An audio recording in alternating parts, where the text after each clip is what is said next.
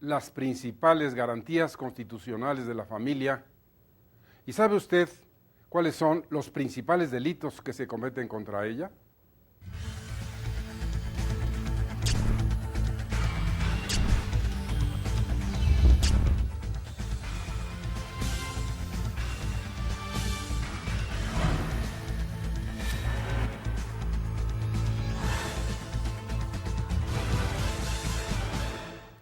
Bienvenidos a su programa Derecho Familiar. Nuevamente, la Suprema Corte de Justicia de la Nación acude a esta cita cotidiana para hacer llegar hasta su propio domicilio las resoluciones más trascendentes de este honorable tribunal. El programa de hoy tiene nuevas modalidades, producto de la inquietud de quienes nos hacen el honor de verlo. Hemos recibido 2 correos electrónicos, uno de la señora Teresa Rodríguez Flores, quien nos ha manifestado si le podemos contestar por este medio o por el electrónico, si es verdad que la familia tiene garantías constitucionales y en qué consisten estas. Pero al mismo tiempo recibimos otro de Pedro Hernández Zamarripa, quien nos dice que ha escuchado diferentes versiones sobre cuestiones de delitos relacionados con la familia y específicamente pregunta: ¿el Código Penal tiene delitos que regule en contra de la familia o cometidos en el seno de ésta por sus propios miembros? Dada la complejidad de estas 2 temáticas, hemos tenido el honor de invitar a 2 distinguidos catedráticos de nuestra máxima casa de estudios, el maestro Manuel Granados Covarrubias, que en este caso es un experto en derecho constitucional y que también se ha dedicado al derecho familiar. Gracias, maestro. Maestro, muchas gracias por la invitación.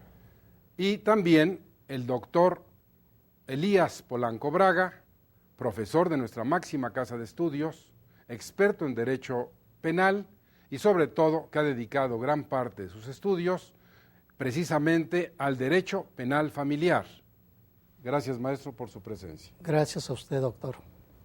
En esas condiciones, ustedes van a escuchar de ambos expertos cuál es la situación actual del derecho constitucional familiar o del derecho familiar penal. Porque es indiscutible que si la Suprema Corte de Justicia de la Nación ha determinado que todo lo que se refiere a la familia, sus normas, su organización y desarrollo, son de orden público, lo tuvo que haber hecho fundado en el artículo 4 constitucional y otros que hablan de estas garantías. ¿Y qué decir del derecho familiar penal? Que es tan exhausto, es tan grande, es tan enorme la lista de los delitos que se cometen contra la familia o que la familia está involucrada en ellos, que hoy van ustedes a escuchar cómo la tercera parte de los delitos que regula el Código Penal del Distrito Federal y sus homólogos del país se refieren a delitos relacionados con la familia. Así, nuestra temática hoy versará sobre garantías constitucionales y derecho penal familiar. Para iniciar este importante programa, y gracias a ustedes que nos escriben a ese correo electrónico jhuitron@derechofamiliar.net, y esperemos que lo sigan haciendo, vamos a escuchar de la voz del maestro Manuel Granados Covarrubias en qué consiste, si es que así es, las garantías constitucionales de la familia. Maestro, por favor. Muchas gracias, doctor Polanco. En principio, agradecer a la Suprema Corte de Justicia a través del doctor Julián Huitrón Fuentevilla, uno de los catedráticos más excelsos que tiene nuestra Universidad Nacional y sobre todo pues es la piedra angular del derecho familiar a nivel internacional, que eso nos permite también tener muy claro el pensamiento de lo que se refiere a esta materia y particularmente el amor por ella. Creo que el doctor Huitrón Fuentevilla a lo largo de todos estos años, desde 1973, ha sido el principal impulsor del derecho de familia y sobre todo de sus instituciones, y que se ha ganado el respeto a nivel internacional, insisto, en esta materia. Categóricamente, maestro, podemos decirte al auditorio que existen en México las garantías constitucionales de la familia. Nuestra Constitución, como ya usted lo ha detallado, establece en sus diversos preceptos normativos ¿Cuáles son estas protecciones que tienen los integrantes de esta familia? En efecto, el artículo 4 constitucional establece, maestro, pues estas garantías que se refieren en principio a la protección de los derechos y desarrollos de esta célula básica de la sociedad, como lo es la propia familia. La protección de los menores, el derecho a la salud, el derecho a la vivienda, el derecho también a una recreación y al espaciamiento de los hijos con esa libertad de procreación que pudieran tener también los padres. Son garantías que se establecen en el artículo 4 constitucional, pero que también obedecen a tratados y convenciones internacionales de protección a la niñez, que, dicho sea de paso también, usted en estos proyectos de Código Familiar tipo para los Estados Unidos mexicanos, pues ya establece, y adicionalmente también el proyecto de Código de Procedimientos Familiares tipo para los Estados Unidos mexicanos, que son de su autoría, son obras de usted. Gracias. Que varias entidades del país, hoy me refiere que también San Luis Potosí, tomando como base estos proyectos, da vigencia a las normas familiares en esa entidad. Por lo que también lo felicito, bueno, porque gracias. Usted es el autor de esas normas familiares. Volviendo al tema de las garantías constitucionales de la familia, es un tema que también la Corte debe estar o tener en cuenta para, evidentemente, emitir pronunciamientos o a través de sus criterios jurisprudenciales o de las tesis o de la propia contradicción de estas, y definir muy claro cuáles son los alcances de la norma. Podemos decir que cualquier abogado, cualquier postulante, cualquier estudiante de Derecho puede tener una concepción y una descripción de ese tipo normativo, pero al final del día la Corte es quien determina el alcance de esa norma. Por eso es muy importante que la Suprema Corte, al momento de hacer estas interpretaciones, lo haga pensando en la protección de esta célula social. Hoy vemos cómo la pérdida de valores, la desintegración del núcleo familiar hace que tengamos un Estado cada día más vulnerable a procesos pues, de descomposición social que influye mucho pues, en la parte del desarrollo nacional. También estamos ciertos que el Estado, como lo señala el artículo 4, es el responsable para garantizar varios derechos que tienen los integrantes de la familia y que el Estado no ha tenido lamentablemente o no ha diseñado las políticas públicas necesarias para poder otorgar una vivienda digna, por ejemplo, a esa familia. Ese es un punto muy importante, porque hay que dejar muy claro que las garantías constitucionales, en este caso de la familia, están fundamentadas en el orden público y el interés social.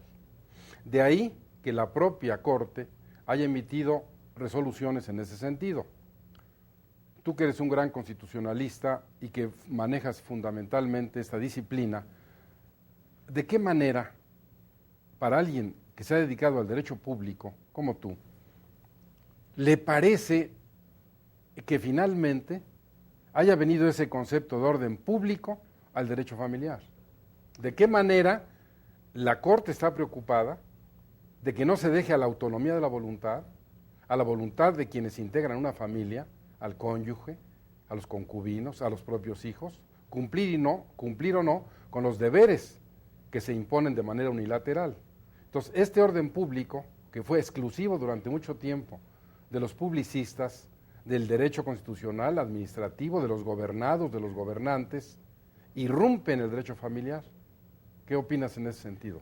Pues es trascendente y obviamente es un momento histórico porque resurge de nueva cuenta un derecho familiar sólido a través de las decisiones de la Corte.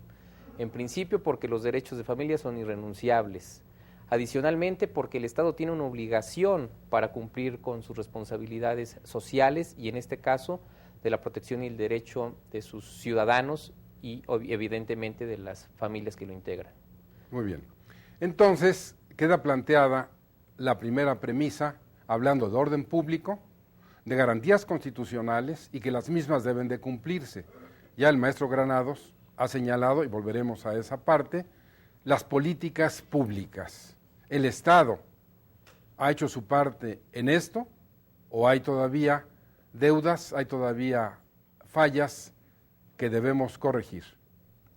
Como les decía yo, esta persona que nos pregunta sobre algo tan importante como los delitos cometidos contra la familia, nos dan la pauta para hablar hoy del derecho familiar penal.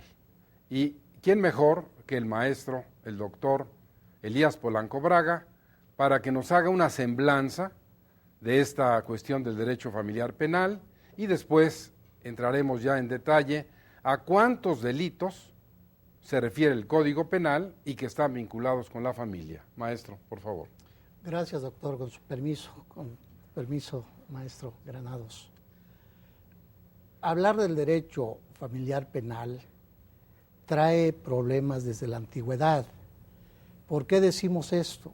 Pues, si bien no tenemos registros en la India, con los persas, pero ya existía el derecho familiar penal, donde encontramos algo que nos puede ilustrar es en el derecho romano. Ya desde el derecho romano se establecía que cuando se sancionaba a alguien con una pena de privación de libertad y perder la ciudadanía o dejar de ser ciudadano para convertirse en esclavo del Estado, también se perdían derechos de familia, como es el caso de que se establecía que no tenía derecho a heredar, a disponer de sus bienes, ni a adquirir bienes. Se convertía en esclavo del Estado y perdía inclusive derechos de matrimonio. Lo mismo vemos cuando se realizaba ofensa a la familia. En este delito tenía una sanción muy peculiar, la destrucción de todo vestigio de esa familia, como eran los retratos, las estatuas, los monumentos que podían tener. Pero en el ámbito familiar, los hijos ya no podían llevar el apellido del agresor. El nombre patronímico del agresor. Eso era una sanción muy fuerte dentro del derecho familiar. También tenemos lo relativo al derecho dominical, que consistía en disponer de algo como de propiedad, de dominio. Y se llegó al colmo de establecer que el hijo era propiedad del padre. Y lo podía vender sin ninguna sanción. A lo máximo que se llegó ya al acabar el imperio fue una censura, pero nunca una sanción. Esto, dicho así a la ligera, vemos que en nuestro medio todavía se practica la venta de niños en algunos lugares de la República. Pues bien, esto como introducción nos lleva a decirles que el derecho familiar, si bien es una relación entre la familia, entre los miembros de la familia, con otras familias, con la sociedad y con el mismo Estado, a la vez el Estado observa qué conductas antisociales son reiterativas y rechazadas por la sociedad y los enlista en un libro que se llama Código Penal y además establece una sanción. Entre estas conductas antisociales no escapa la familia, porque la familia se ha incluido por el Estado. Por lo tanto, el derecho familiar penal sigue siendo esa relación entre la familia, entre otras familias, con la sociedad y con el Estado, pero con una situación, la sanción a que pueden incurrir al violentar una norma prohibitiva penal. En esas condiciones, ustedes han escuchado ya estas dos posiciones. Vamos a un corte y regresamos sobre el tema del derecho familiar penal y el derecho constitucional familiar.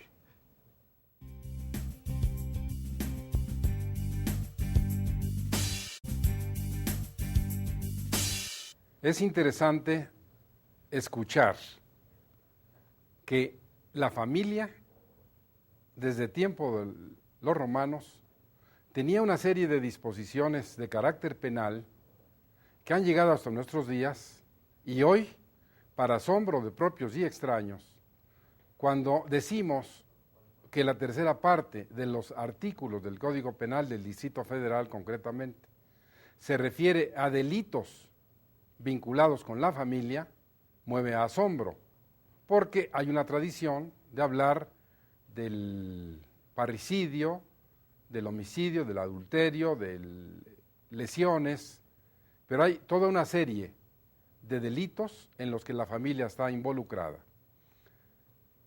Para empezar, yo le pediría al maestro Elías Polanco que nos narrara o nos hiciera una síntesis de estos principales delitos que se siguen cometiendo contra la familia, maestro, que específicamente hay un título que así dice el código. Sí, efectivamente tenemos una gama de delitos en el que incursiona, o más bien se incluye al derecho familiar, a la familia específicamente o a sus miembros en algunos casos. Y podemos iniciar por hablar de aspectos desde el robo que se comete cuando una persona tiene empleados y la familia se apodera de él. En este caso quiero comenzar por decir esto, porque vemos cómo no trasciende la familia que haya robado, porque la misma ley nos reenvía a que sea sancionado conforme al artículo 370 del Código Federal, en el sentido como robo simple. ¿A qué quiero llegar? De que veremos en otros casos cómo sí se agrava la intervención de la familia. Y así, si hablamos de la violación que mencionó hace un momento, si se realiza a un menor, el menor influye para agravar la penalidad. Con un incapacitado, la violación, incapacitado mental, también se agrava. Si lo realiza un ascendiente con su descendiente, también se agrava. Y podríamos inclusive seguir estableciendo que en el incesto es un algo que hasta cierto grado es reprochable, porque se aprovechan de la confianza, de la convivencia familiar para realizar un acto sexual. En este sentido, se ha sancionado severamente, pero luego tenemos que aterrizar nuevamente al derecho familiar, porque ¿qué sucede si en caso de que engendren que llegue a haber un hijo? El maestro atinadamente dice va a ser su hijo y su hermano, porque va a llevar sus apellidos de la madre y del padre, que son hermanos, y a la vez han procreado un hermano, y es el padre. Pero eso no queda hasta allá, sino que el mismo derecho familiar repercute para decirnos que hay que alimentar a la madre y al hijo. Ante esta situación observamos cómo el legislador no quiso abandonar a la familia, estableció una protección. Seguiremos hablando sobre esto de la familia, algo que pues tiene repercusión y que dio mucho de qué hablar, que llegó inclusive a la Suprema Corte de Justicia, el aborto. Con esto del aborto, pues en el distrito, no así en el federal, se estableció que hasta los 12 años, hasta los 12 semanas hay vida. Y por tanto, antes se puede practicar el aborto sin que sea sancionado. Algo que no debe ser compatible biológicamente, porque biológicamente desde el momento de la concepción hay vida, y no un criterio médico que nos dice que hay formación de feto a partir de las 12 semanas. Ante esto, pues decimos que en el federal no sucede, porque el federal todavía atinadamente conserva una definición muy acertada, en el sentido de decirnos que es la muerte del producto de la concepción durante la preñez, y no distingue si es al día siguiente. Entonces, ante esta situación, decimos de que en el ámbito federal no se permite esto, salvo casos muy específicos que nos lleva a establecer que se aminore la penalidad o que se exima de penalidad, como es el caso de la concepción por la violación, o el caso de peligro de muerte de la madre o del producto de la concepción, y en este caso sí se exime de responsabilidad. Entonces, tienen ustedes un primer catálogo de delitos en los que se involucra la familia. Y en esto la Corte ha sido muy puntual. Ha señalado, como lo decía el maestro, en el aborto en el Distrito Federal, que hasta antes de las 12 semanas se puede realizar, pero debe quedar muy claro que no es la Corte la que autoriza, sino fue la Asamblea Legislativa del Distrito Federal la que hizo esta disposición, y la Corte viene e interviene y dice, no viola la Constitución, pero no que la Corte autorice el aborto. Creo que esto es muy importante porque a veces se presta una confusión. Pero también en estos delitos familiares, por ejemplo, en el robo, ha dicho la Corte, el robo entre cónyuges casados en sociedad conyugal se da si el otro dispone de la parte alícuota que le corresponde en esa copropiedad. Por ejemplo, el caso de una televisión. Si viene el señor y se la lleva, comete el delito de robo, si la sustrae, porque en ese momento se está llevando la parte que es de la señora. Así lo ha resuelto la Corte. Y en otro delito importantísimo, la violación entre cónyuges. En el pasado se decía, es el ejercicio debido de un derecho, es el débito carnal, pero finalmente la actual primera sala de la Suprema Corte ha determinado en pleno ejercicio de la libertad sexual de los cónyuges que cuando se comete o se exige la relación sexual a través de la violencia física o moral, se está en presencia de un delito de violación. Vean ustedes qué interesante siempre estar al pendiente de lo que la Corte ha ido resolviendo en esta materia. Y ahora regresamos a las garantías constitucionales para determinar, de acuerdo a lo que dice el maestro Manuel Granados Covarrubias, no solamente del artículo 4 constitucional, sino de otras cuestiones, maestro, relacionadas, por ejemplo, con el trabajo de la mujer embarazada, con el patrimonio familiar, con el trabajo de menores. En ese sentido, ¿qué es lo que la Constitución señala? Maestro, el artículo 123 constitucional establece un catálogo de garantías que de nueva cuenta inciden en los integrantes de la familia y que tiene que ver en principio con el respeto a los menores. Este respeto a los menores por lo que hace a jornadas laborales que en principio están prohibidas para aquellos menores de 14 años, para aquellos jóvenes o adolescentes que se encuentran en un rango entre 14 y 16, que las jornadas laborales sean de 6 horas y que las mujeres embarazadas cuenten pues, con una ausencia y un pago de su salario previo al parto y posterior a él. Adicionalmente, una serie de medidas que tienen que ver con permisos de lactancia para pues, alimentar a los menores y, como usted lo ha señalado, también el patrimonio de familia, que es esta institución jurídica que permite proteger a los integrantes de la familia con unos bienes, con los bienes que sean pues masa de ese patrimonio de familia, que la integren y que estos bienes pues evidentemente no podrán ser inalienables, inembargables, imprescriptibles. Esto quiere decir que no podrán contraerse deudas pues afectando los bienes patrimoniales de esta familia y que gocen de estas garantías que establece la propia Constitución. Es muy importante que también este patrimonio de familia lo establece en otro artículo constitucional, el 27, en relación pues, a los miembros de la propiedad social, que son ejidatarios y comuneros, y que también la parcela puede ser parte del patrimonio de familia porque es el medio de subsistencia de los campesinos. Es un catálogo muy amplio de estas garantías, pero que incide directamente en la protección de los integrantes de la misma.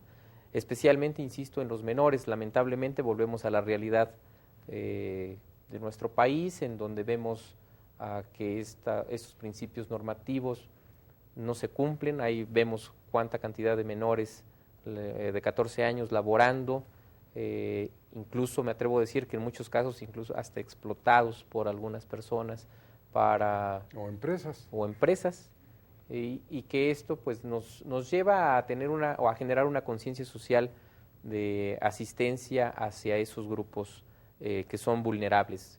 Los niños de la calle, por ejemplo, o los niños abandonados por sus propios padres, que ahora es un tema tan reciente, por lo pronto en la Ciudad de México y en el país, en relación a cuántos albergues existen en el país en donde nos encontramos casos de niños o maltratados o abandonados por sus padres y que de pronto se institucionaliza pues el tráfico de órganos o la venta o adopción de niños, y que eso pues es un tema que el Estado debe estar muy pendiente para protegerlos y regular de mejor forma estas instituciones.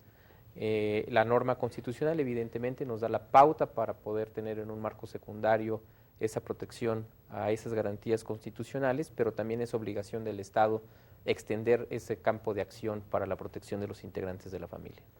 Pues vean ustedes, este catálogo de garantías constitucionales ha llegado también hasta la Suprema Corte. Y decía el maestro Granados, para la mujer, periodo de lactancia y unas prebendas o unos derechos. Esto, dice la Corte, se hace extensivo al hombre. Al cónyuge, él no está en esa hipótesis, pero por la igualdad, por la no discriminación, también tiene derecho a que en un momento dado, en esas circunstancias, por su mujer dé a luz, porque esté en ese periodo, él pueda tener un permiso igualmente para auxiliarla en ese sentido. Vean ustedes qué importante es que la Constitución Política de los Estados Unidos Mexicanos hable de orden público, de garantías constitucionales a los menores, que se tutele el interés superior del menor. Esta frase que se lleva y se trae, pero que finalmente, excepto la Corte, nadie le da un contenido que es precisamente garantizar el bienestar de esos niños, garantizarles su identidad, saber sus orígenes, en un momento dado que el Estado provea con políticas públicas para que no sean niños expósitos, abandonados o huérfanos, maltratados, o esto que está tan de moda finalmente en estas casas hogar, en esta nueva situación que se ha dado y que ahora vamos a tocar con el maestro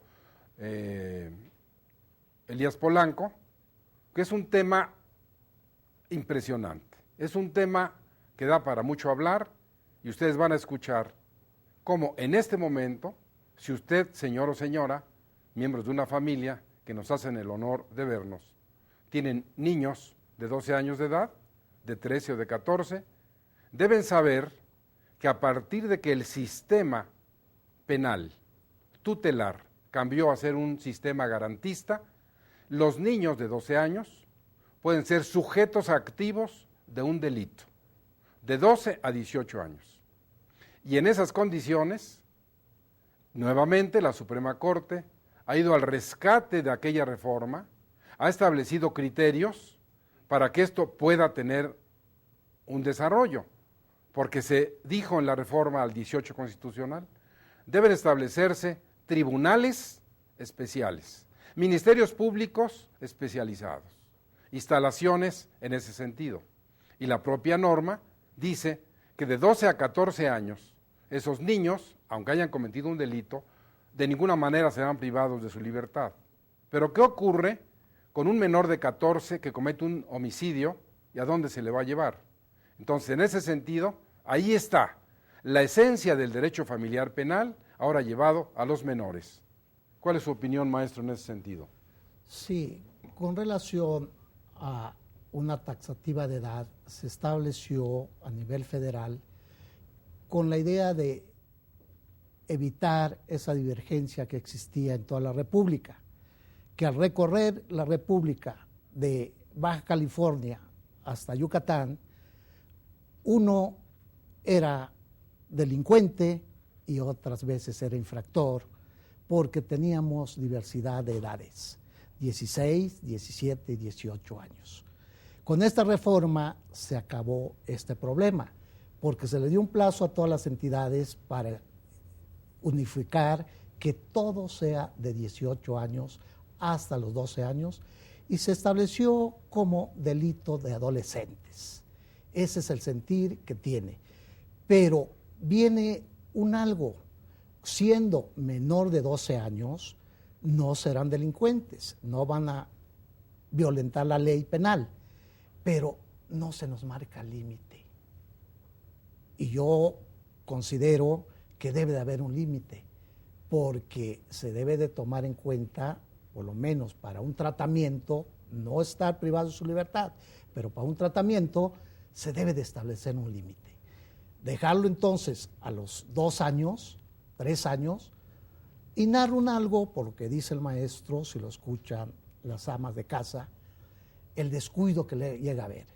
Jugando unos niños, una niña y un niño de 2 años, la niña de 4 se esconde dentro de la lavadora. El niño de 2 años apesca el botón y mata a la niña. ¿Dónde llevamos a ese niño de 2 años? Imprudencial, estoy de acuerdo, pero no vamos a distinguir, hay un homicidio. Ese de 2 años lo vamos a llevar para un tratamiento, ahí viene una falla legislativa. En tanto a lo demás, el proceso que se va a llevar, pues lo dijo el maestro, tiene que ser por ministerios públicos especializados, jueces, instructores especializados, pero desgraciadamente estamos en pañales y no se ha desenvuelto la justicia de adolescentes. Muy bien. Entonces, hay que puntualizar, sobre todo porque uno de los propósitos de este programa es desacralizar el conocimiento de la ley, que en un lenguaje común, liso, llano, claro, llegue hasta quienes nos hacen el honor de vernos y que esto sirva de alguna manera. Entonces, hay que puntualizar en este tema lo siguiente. Una es la edad para convertirse en ciudadano, que son 18 años, tener un modo honesto de vivir y obviamente haber nacido en México. Y otra es la edad penal, es decir, para convertirse en un sujeto activo de un delito. La edad penal para convertirse en el sujeto activo de un delito, de acuerdo a la reforma del 18 constitucional, es de 12 a 18 años. Porque en el pasado se decía, se le tutela a ese menor y hoy se le da la garantía de que tenga un defensor, de que se le siga el debido proceso, excepto, como ya dije antes, de los 12 a los 14 años. En estas circunstancias, para usted que nos hace el honor de vernos, debe quedar claro que, aún en el supuesto que mencionaba el maestro, de ese niño que finalmente por un accidente mata a su hermana y que la ley dice hasta los 12 para abajo, desde que nace hasta los 12 años, no va a tener una responsabilidad penal, habría que considerar, yo en este caso no comparto la opinión del maestro, porque siento que ya la Corte, sobre todo cuando se hizo esta reforma, de hablar de los 12 a los 18 para convertirlos en sujetos activos de un delito, en estas circunstancias nosotros necesitamos, primero, darle contenido a esta reforma. Seguramente que cuando se hizo, no se hicieron los cálculos, incluso en dinero, de lo que esto implicaba reformar a nivel federal esta cuestión. Por eso, la Corte ha resuelto, finalmente, y queda como una especie de lista de espera, que mientras se integra todo este sistema, serán los tribunales comunes, serán los tribunales que estén en los diferentes estados, los que tengan capacidad y competencia para resolver este tipo de conflictos. Entonces, vean ustedes cómo es trascendente hablar del derecho familiar penal, solamente se han tocado partes tangenciales de esta materia tan importante, así como de las garantías constitucionales que mencionaba el maestro Manuel Granados.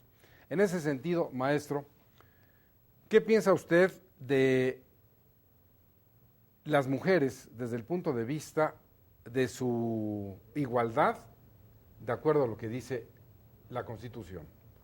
Bueno, el artículo 4 establece evidentemente una igualdad entre el hombre y la mujer, que es una igualdad legal. Hoy ha sido un tema que ha fructificado en el sentido de que los derechos también de los hombres y de las mujeres estén a la par, que no haya bajo ninguna circunstancia más que por cuestiones biológicas alguna diferencia, pero fuera de ello, pues un marco normativo similar. Entonces, esto nos lleva a plantearles a ustedes estas cuestiones tan trascendentes que hablan del sexo, del género, del hombre y de la mujer, tema al que volveremos después de este corte.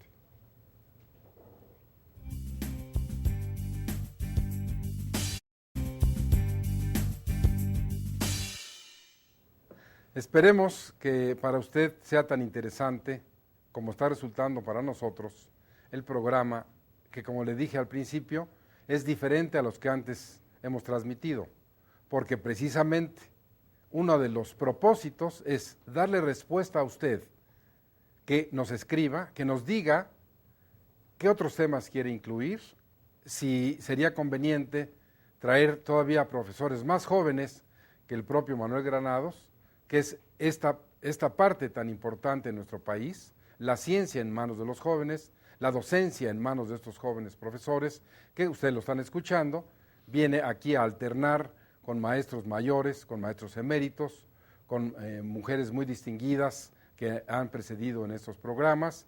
Ya tuvimos el honor de que estuviera la doctora Leoba Castañeda Rivas, igualmente María Antonieta Magallón Gómez, y esperemos en un futuro no lejano que nos honre con su presencia otras distinguidas personalidades.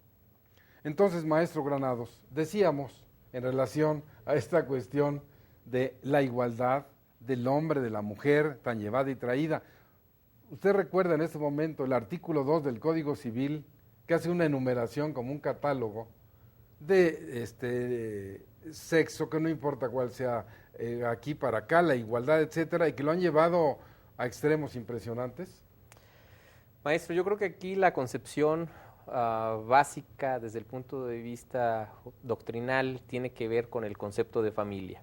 Y usted lo define muy bien en este código tipo de derecho familiar, que pues evidentemente es esta unión de dos personas, hombre y mujer, que tienen la finalidad pues de crear o de generar una familia. Sí es importante aclarar hombre y mujer, porque acuérdate que el Código Civil Español dice que es la unión de dos personas. Entonces, yo creo que ese es el punto clave para poder definir los derechos de un hombre y de una mujer en relación a la familia. Porque romper con este principio social, romper con este principio jurídico, pues nos lleva a cometer errores también sociales y errores jurídicos, que lamentablemente hemos visto en muchas legislaciones cómo se ha roto con este principio y que evidentemente se confunden las instituciones jurídicas. La unión de dos personas no puede equipararse con la unión de un hombre y una mujer. Los actos contractuales que establecen dos personas no pueden ser equiparados con el acto solemne y formal del matrimonio, por ejemplo. Entonces, creo que ese es el punto de partida para poder definir la igualdad de derechos entre los hombres y las mujeres y entre el resto de la sociedad.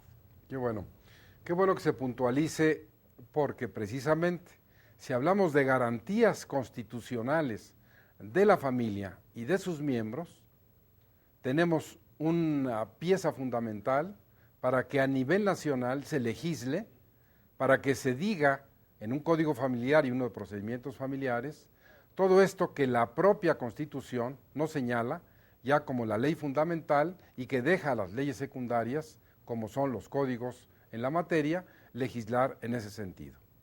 Maestro Elías Polanco, desde el punto de vista del derecho penal,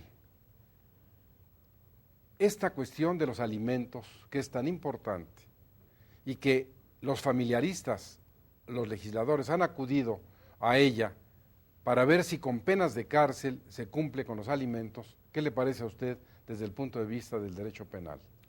Bueno, podríamos comenzar con decir que el renglón de la pensión alimenticia es netamente del derecho familiar.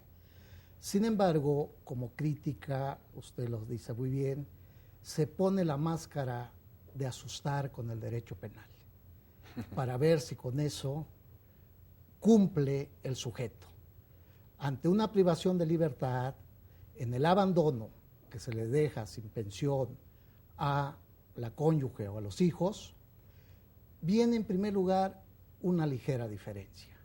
Si se trata de menores de edad, se iniciará el procedimiento penal por denuncia, pero si es por parte de la cónyuge, será por querella. No hay que olvidar que la querella lleva aparejado el perdón, y mañana la señora va a perdonar a su maridito, desgraciadamente. Y se acaba. Y por otro lado, el legislador que puso la máscara de asustar, que decía, establece que si se cubren los adeudos de pensión alimenticia, también se extingue el proceso penal. Entonces, como que fue un juego procedimental el que se realizó. Sin embargo, hay algo bueno, porque para obtener la libertad hay que cubrir las pensiones alimenticias adeudadas y además garantizar las futuras. Entonces, sí da resultado en cuanto a la presión, pero por lo que hace la mujer, lo perdona. Entonces usted le sugeriría al distinguido auditorio que nos ve en esta hipótesis que si no le pagan los alimentos, meta a la cárcel al deudor. Pues comenzar el procedimiento penal. Y si lo mete, después ¿quién le va a dar los alimentos? Ese es el problema que vamos a tener, porque dije, pues de una manera establecida, el derecho penal siempre va para el castigo. Y la mujer lo meterá por un tiempo y luego reacciona. Estando adentro ni siquiera me da para comer. Ese sería el problema, por lo que... Pero usted como experto en esa materia, ¿qué propondría? ¿Qué cree que sea lo mejor en esa materia? Lo correcto es que se cubran las pensiones. Pero no se cumple. Es un informal. Ante la insolvencia en materia familiar, pues nos vamos al campo penal para que reciba su castigo. Entonces, ¿es una buena medida? Pues una medida, si podemos decir, más que sana para esa familia, preventiva para las demás familias. Pero entonces, procedemos penalmente contra el que no paga los alimentos, sí, denunciarlo, y luego seguir el proceso hasta sentencia, pero ahí defensa no va a tener, porque él ha incurrido en una violación que no requiere ni de pruebas. ¿Recuerda usted que dice la ley que 90 días que no se den los alimentos? Pues en 90 días la persona se muere si no le dan de comer. Se muere. ¿Qué le parece ese lapso de 90 días? El incumplimiento por 90 días. ¿Qué va a pasar? Pues regresamos a lo mismo. Recuerde que se establece en el derecho aspectos generales, mas no específicos. En este caso, al establecer ellos 90 días, se está yendo a un aspecto específico que lesiona a la vez el bienestar familiar. Entonces, el derecho familiar penal sirve, en este caso, para tratar de obtener el pago de una pensión alimenticia en esas condiciones. Pero no se agota ahí esta materia. Por ejemplo, ¿qué pasaría, maestro, si en un momento dado, en la evasión de un preso, la familia ayuda a que quien está preso salga de la cárcel? Por ejemplo, un hermano gemelo va y se cambia con el que está preso, se va el que debería estarlo, ¿y a qué sanción se hace acreedor el que le ayudó a irse, siendo su hermano? Sí, el familiar, sea cónyuge, sea hermano, se le exime de responsabilidad, no va a ser castigado penalmente.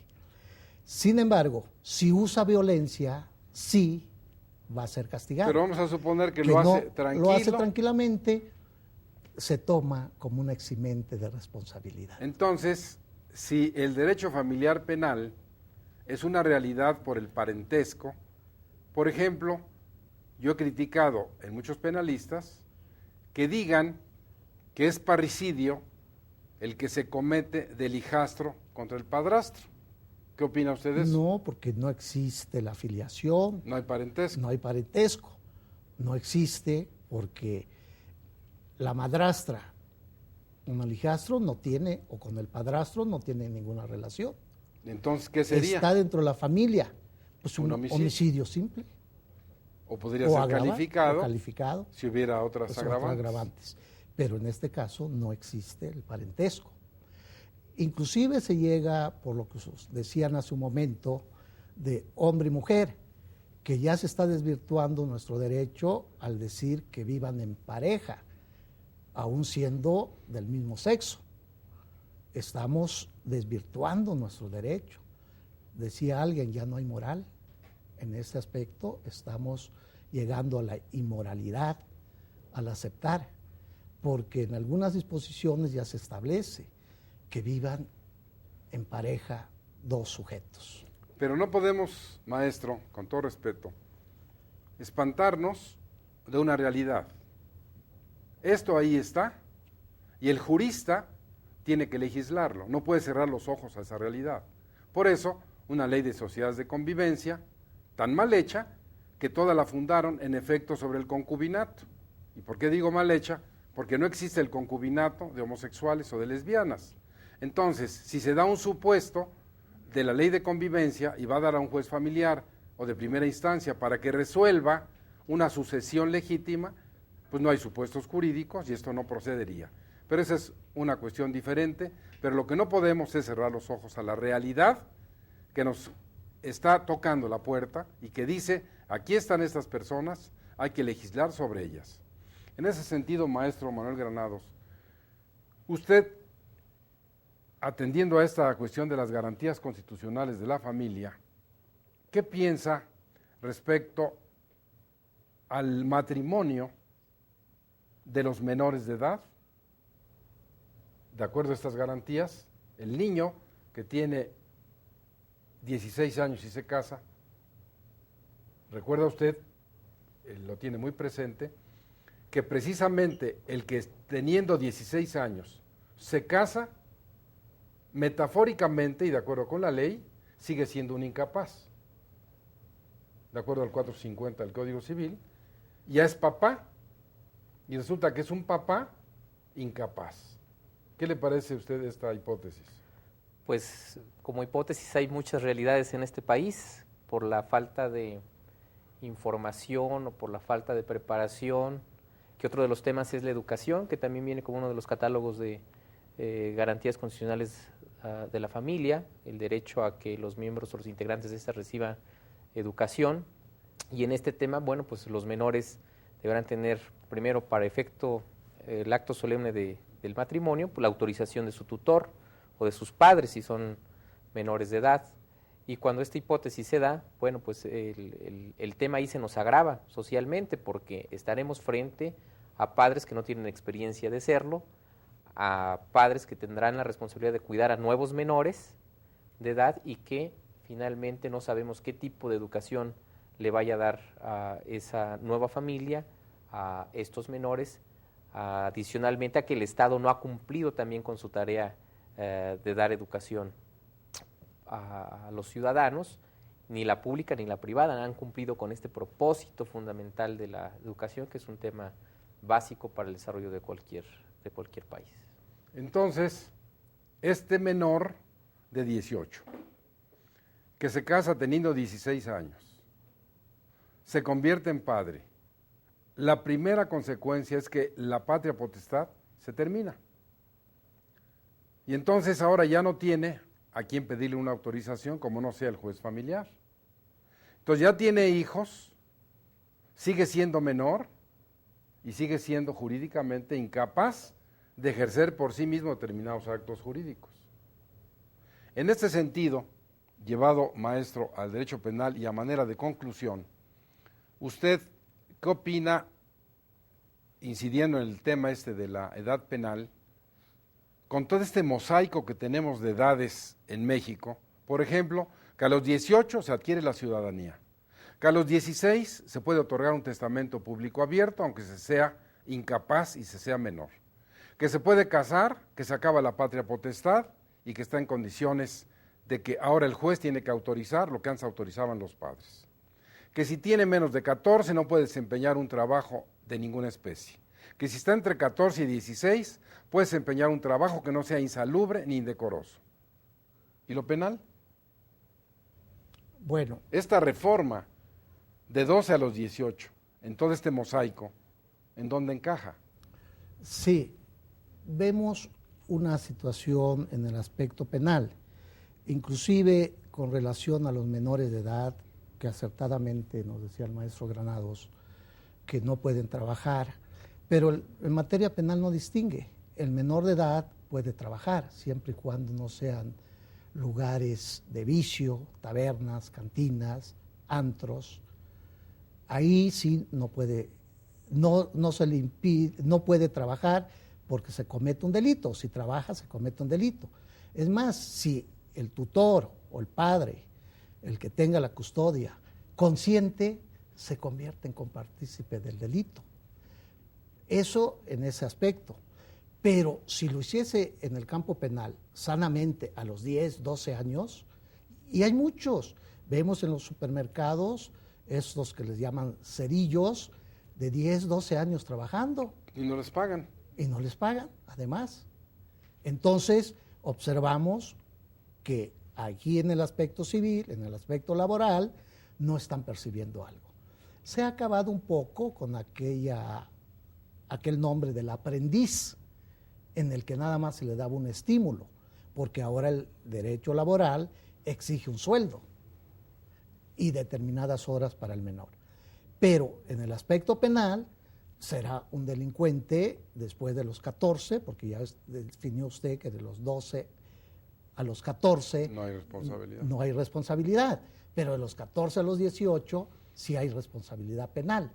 Y después de los 18 será un delincuente sujeto activo del delito común. Entonces vean ustedes qué desbarajuste legal hay en el sistema de la edad en México. O sea, la Constitución, el Código Penal, el Código Civil, los códigos familiares, un desastre que obviamente hay que reformar. Como conclusión, maestro Manuel Granados Covarrubias, ¿qué podría usted decirle a nuestro distinguido y culto público que nos ve? En principio, reiterarle mi agradecimiento, doctor, por la invitación. Y a manera de conclusión decir que las garantías constitucionales de la familia están consagradas principalmente en el artículo 4º constitucional, en el 123, también por lo que hace a las familias campesinas en el artículo 27 constitucional, que sin lugar a dudas vamos a llevar este tema de las garantías constitucionales a un buen puerto con la guía de juristas como el doctor Huitrón Fuentevilla, que lo que hace falta en nuestra Constitución es establecer la obligatoriedad para que exista en nuestro país un código tipo en materia familiar y de procedimientos familiares, y que esto destrabe muchas de las lagunas que todavía existen en los estados de la República, y evidentemente que aclare también los principios constitucionales que todavía pues son vagos, porque nos estamos incorporando recientemente nosotros a nuevos esquemas jurídicos que son copia de otros países que tienen mayor número de libertades en cuanto a la protección de derechos de las personas, pero definir también desde el punto de vista constitucional, para no confundir esas instituciones jurídicas, los conceptos esenciales como son familia, ¿no? Y evidentemente los derechos consagrados que cualquier ser humano tiene pues, desde su nacimiento. Gracias, maestro. Es evidente, y quiero dejar constancia de ello, que tenemos graves fallas en lo que se refiere a materias de legisladores. Graves fallas en quienes tienen esas responsabilidades, y hemos escuchado, por ejemplo, al maestro Manuel Granados, un joven profesor constitucionalista, que seguramente debería estar ocupando un lugar en alguna de las cámaras en este país, precisamente para que se dejen de dar estos graves problemas que cotidianamente están. Ya hablamos de la edad, ya hablamos de todas estas cuestiones de garantías constitucionales, del derecho familiar penal, como bien señalaba el maestro Elías Polanco, hay todavía una serie de cuestiones que hay que perfeccionar, y gracias a la atingencia de la Suprema Corte de Justicia de la Nación, siempre pendiente de los graves problemas de la familia, ha ido determinando a través de tesis, de jurisprudencias y de contradicción de las mismas, que es importante actualizar todo lo que a normas jurídicas se refiere. Pero sería más fácil si realmente llegaran a las cámaras verdaderos legisladores, estudiosos de la materia, como, reitero, es el caso de nuestro querido maestro Manuel Granados Covarrubias. Por hoy, les agradecemos a ustedes su atención, que nos hayan permitido entrar a su hogar y, como siempre, les recuerdo, escríbanos al correo electrónico jhuitron@derechofamiliar.net y a través de esa vía, como lo hemos hecho ya con otras personas, tendremos el gusto de comunicarles algunas de nuestras inquietudes, recibir las suyas y díganos a quién quiere ver, a quién quiere oír, qué tipo de problemas quiere que tratemos en este espacio tan importante. Por hoy, muchas gracias por su atención.